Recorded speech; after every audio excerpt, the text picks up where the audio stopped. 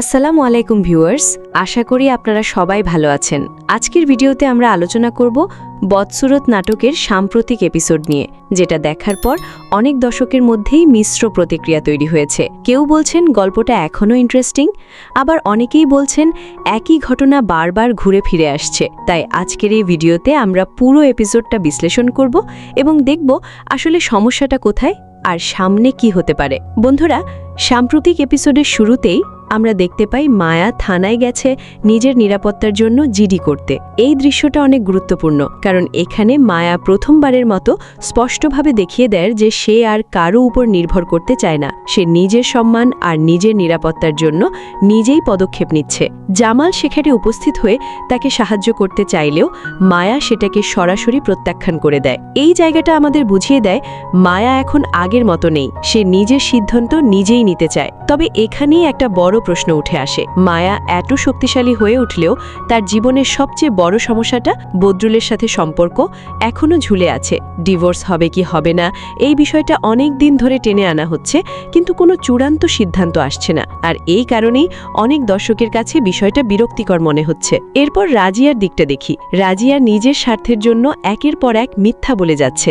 সে তার স্বামী হিমেলকে অন্য পরিচয়ে উপস্থাপন করে যাতে পরিস্থিতি তার পক্ষে থাকে। এই ঘটনাগুলো শুধু একটা মিথ্যা না, বরং তার চরিত্রের ভেতরের কৌশলী আর স্বার্থপর দিকটা তুলে ধরে। হিমেল এই পরিস্থিতিতে অপমানিত হলেও রাজিয়ার মধ্যে কোনো অনুশোচনা দেখা যায় না। অন্যদিকে জামালের চরিত্রটাও এখন প্রশ্নের মুখে। সে অনেক কিছু বুঝতে পারছে, কে তাকে ঠকাচ্ছে, কে তার বিপক্ষে, তবুও সে কোনো শক্ত সিদ্ধান্ত নিচ্ছে না।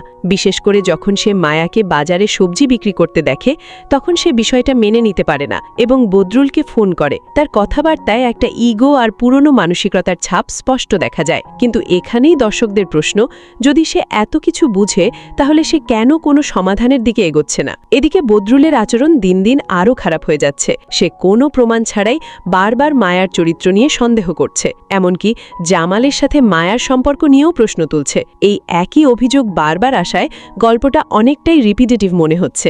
রোমানের গল্পেও তেমন কোনো বড় পরিবর্তন আসছে না। সে অনেক দিন ধরেই জেলে আছে, কিন্তু এই ট্র্যাক থেকে এখনও কোনো বড় টুইস্ট আসেনি। দর্শকরা আশা করছিলেন এখান থেকে গল্পের নতুন মোড় আসবে, কিন্তু এখনও সেটা দেখা যাচ্ছে না। ফলে গল্পের একটা অংশ স্থির হয়ে গেছে। তবে কিছু ভালো দিকও আছে, যেমন মজনুর বিরুদ্ধে পুলিশের তদন্ত, তার প্রতারণার বিষয়গুলো সামনে আসা এবং মায়ার দৃঢ় অবস্থান। এই অংশগুলো গল্পকে আবার নতুনভাবে এগিয়ে নেওয়ার সম্ভাবনা তৈরি করছে। বিশেষ করে যখন মজনু এসে ক্ষমা চাইতে চেষ্টা করে আর মায়া তাকে প্রত্যাখ্যান করে, সেই দৃশ্যটা দর্শকদের কাছে অনেক সন্তোষজনক ছিল। সব মিলিয়ে এই এপিসোড আমাদের একটা জিনিস পরিষ্কারভাবে বুঝিয়ে দিয়েছে, গল্পটা এখন একটা লুপের মধ্যে আটকে গেছে। একই সমস্যা বারবার দেখানো হচ্ছে, কিন্তু কোনো ফাইনাল রেজাল্ট আসছে না। আর এই কারণেই অনেক দর্শকের আগ্রহ কিছুটা কমে যাচ্ছে। তো বন্ধুরা, আপনাদের কি মনে হয়, নাটকটা কি অপ্রয়োজনীয়ভাবে লম্বা করা হচ্ছে, নাকি সামনে সত্যিই বড় কোনো চমক অপেক্ষা করছে? মায়া কি নিজের জীবনের সবচেয়ে গুরুত্বপূর্ণ সিদ্ধান্ত নেবে, আর জামাল কি এবার অন্যায়ের বিরুদ্ধে দাঁড়াবে? আপনার মতামত অবশ্যই কমেন্টে জানাবেন। ভিডিওটি ভালো লাগলে লাইক দিন, বন্ধুদের সাথে শেয়ার করুন, আর এমন ডিটেইলড আপডেট পেতে চ্যানেলটি সাবস্ক্রাইব করে আমাদের সাথেই থাকুন। দেখা হবে পরবর্তী ভিডিওতে। ততক্ষণ ভালো থাকুন, সুস্থ থাকুন। ধন্যবাদ সবাইকে। Hands up.